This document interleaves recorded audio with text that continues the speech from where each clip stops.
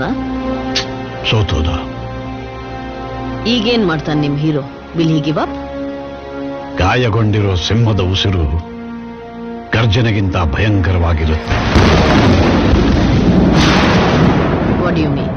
Page 128 ಕಷ್ಟಪಟ್ಟು ಒಂದು ಕವಿತೆ ಬರೆದಿದ್ದೀನಿ, ಓದಿ. ಹಾಕಿದ್ದೀರಾ? ಜನರು ಕರ್ಸ್ಕೊಂಡಿದ್ದೀರಾ? ಯಾರು ಒಳಗಡೆ ಬಿಡಬೇಡಿ. ಅಷ್ಟು ಸುಲಭವಾಗಿ ಸಾಯಿಸಲ್ಲ ಅವನು.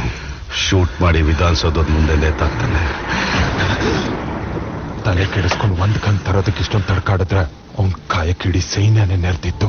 ಅದ್ರಲ್ಲಿ ಇದ್ದಿದ್ದ ಅರ್ಧಕ್ಕರ್ಧ ಜನ ಕಣ್ಣೆತ್ತಿದ್ದವರು ಇಷ್ಟು ದಿನ ನಮ್ಮವ್ರು ಅಂತ ಅನ್ಕೊಂಡಿದ್ದೆ. ಆ ಬೊಂಬೈ ಅವನಿಲ್ಲಿದ್ದಾನೆ, ಒಳಗಡೆ ಇದ್ದಾನೆ.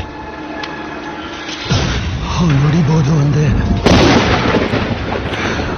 ನೋಡಿದ್ರೆ ಜಾಗ ನಮ್ದಾಗುತ್ತೆ ಅಂದೆ. ಈಗಿರೋ ಸ್ವರ್ಗನು ಸ್ಮಶಾನ ಮಾಡ್ಕೊಂಡಿದೀವಿ. ಅದ್ಯಾವುದೋ ಪ್ರಪಂಚ ಆಡ್ಬೋದು ಅಂತ.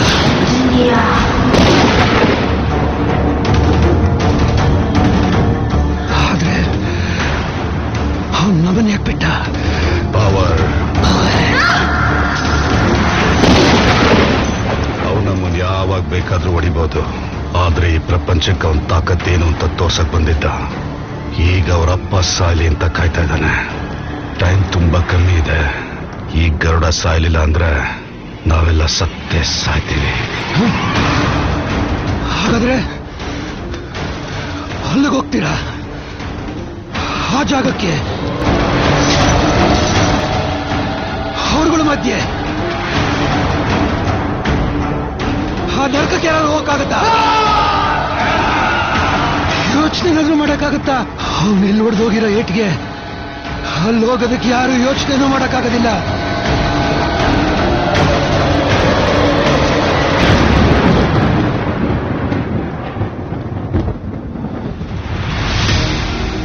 ಸುಡುವ ಕಿಚ್ಚಿನೆದೆ ಭಯದಿ ಬೆವತ್ತಿರದು, ಕುದಿವ ಉಲ್ಕೆಗಳು ನಭದಲ್ಲಿ ಚದುರಿರದು.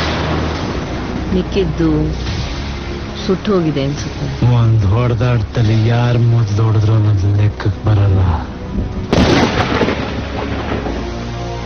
ಯಾವನ್ ಮೊದ್ಲು ಕೆಳಗ್ ಬಿದ್ದ ಅನ್ನೋದೇ ಲೆಕ್ಕಕ್ಕೆ ಬರೋದು.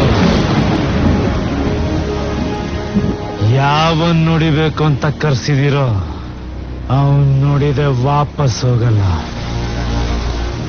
ಆ ಜಾಗ ಎಲ್ಲೇ ಇರ್ಲಿ, ಹೇಗೆ ಇರ್ಲಿ, ಅಲ್ಲೇ ಹೋಗಿ ಹೊಡಿತೀನಿ. ಅಲೆಗಳು ಕಾತಿರಿಸಿವೆ, ಭೂಮಿ ಅಪ್ಪಳಿಸಿವೆ.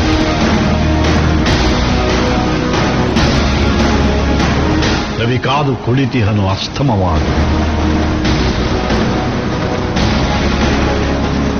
ಗುಡುಗು ಸಿಡಿರುಗಳ ದಿಬ್ಬಣ ಕಾಲ್ ಕೆರೆದು ನಿಂತಿದೆ ನನ್ನದೇ ಬರಹಕ್ಕೆ.